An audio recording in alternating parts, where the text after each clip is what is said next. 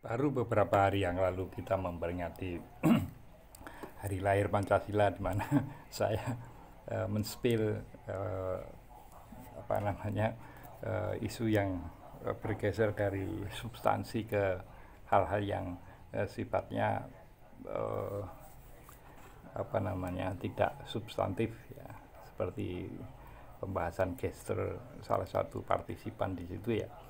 Ini eh, kemudian juga pada obrolan saya yang lalu, bagaimana saya iri kepada eh, hak keuangan yang diterima oleh eh, ketua Dewan Pembina, Dewan Pengarah BPIP yang mencapai 100 juta lebih per bulan.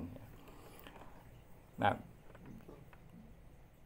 saya disentakkan lagi oleh eh, PMK, Peraturan Menteri Keuangan tahun 2025 nomor 32, yaitu tentang apa namanya anggaran yang dialokasikan untuk nginap pejabat eh, di hotel. Ya, tentu ini klasifikasi pejabat yang tertinggi, ya, mungkin setingkat menteri atau eselon, itu yang mencapai 9, sekian juta per malam.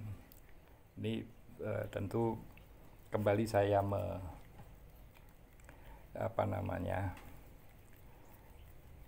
menyentil Mr. Prabowo Ceki Sri Mulyani Indrawati sebagai menteri terbaik di dunia. Oke, mungkin secara teknokratik bagaimana mendistribusikan sumber-sumber pendapatan, kemudian mengalokasikannya kembali, ini secara teknis Bu Sri Mulyani barangkali ya tidak diragukan lagi. Tetapi di situ persoalan teknis kemudian menurut saya ada yang miss, yaitu apa yang ditetapkan itu nir nir empati, atau mohon maaf kalau bahasa agak lebih sarkastis lagi, tuna empati, ya. Ya, saya kira Mr. Prabowo masih ingat dalam benak publik bagaimana want to die above truth, ingin mati di atas kebenaran, ingin membela masyarakat dan orang miskin. Ini tentu apa namanya apa yang diputuskan oleh Menteri Keuangan terbaik di dunia ini adalah sesuatu yang ya, untung saya sudah tua sehingga kejengkelan itu tidak diwujudkan dalam bentuk kemarahan, tapi ya jengkel tetap jengkel, tapi ya tetap harus tersenyum, ya. Tapi saya ingatkan sekali lagi bahwa ya mungkin banyak orang yang hanya tersenyum, tetapi saya kira juga banyak orang yang mengumpat meskipun dalam hati, ya. Artinya ya sebagai ilustrasi saja kenapa itu saya sebut sebagai nir empati atau tuna empati. Ini apa namanya perbandingan real saja, ya.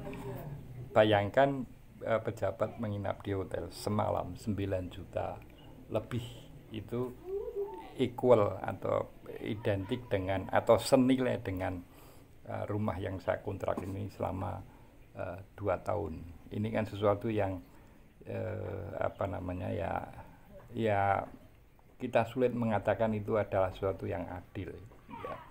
Padahal kembali saya ingatkan peristiwa perayaan hari Pancasila kemarin, hari lahir Pancasila kemarin, itu kalau kita terjemahkan secara gampang begitu, ya, kenapa kita tidak adil secara sosial, padahal sila kelima itu keadilan sosial bagi seluruh rakyat Indonesia itu jelas amanat Undang-Undang Dasar yang ada di pembukaan UUD 45, yaitu karena kalau menggunakan alur berpikir kemarin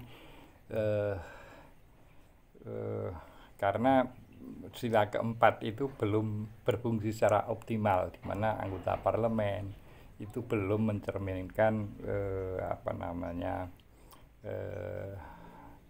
sebagai penyalur aspirasi publik. Kenapa begitu? Ya karena persatuan Indonesia kita masih harus memperoleh penanganan yang serius. Kenapa begitu? Karena masyarakat kita belum adil dan beradab. Kenapa begitu? Karena ya ini patut dipertanyakan bagaimana mengimplementasikan nilai-nilai ketuhanan dalam kemanusiaan kita, sehingga kita belum adil dan beradab. Coba kita satu simulasikan untuk menggambarkan kenapa saya sebut tadi sebagai nir empati. Coba misalnya Mr. Prabowo atau Bu Sri Mulyani Indrawati, itu kita tukar posisi, dimana kalau Anda posisinya seperti saya yang setiap tahun harus berpikir keras untuk memperpanjang kontrak,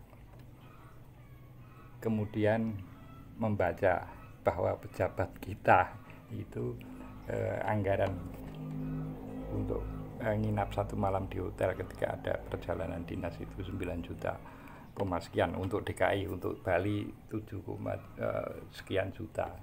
Itu ya tetap saja itu ya menurut saya penetapan yang nir empati ya. Nah, saya harapkan itu masih bisa dikoreksi kalau Mr. Prabowo masih konsisten dengan ucapannya want to die di atas kebenaran, kemudian membela dan bersama rakyat miskin. Itu tentu hal-hal yang ya harus jujur saya katakan itu menyakitkan bagi rakyat kecil. Mungkin ada orang yang jauh lebih parah dengan saya ya.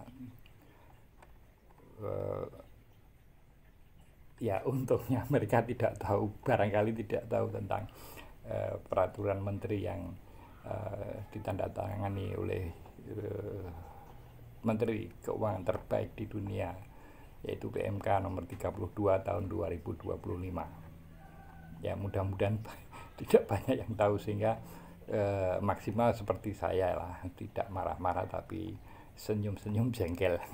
Salam konstitusi.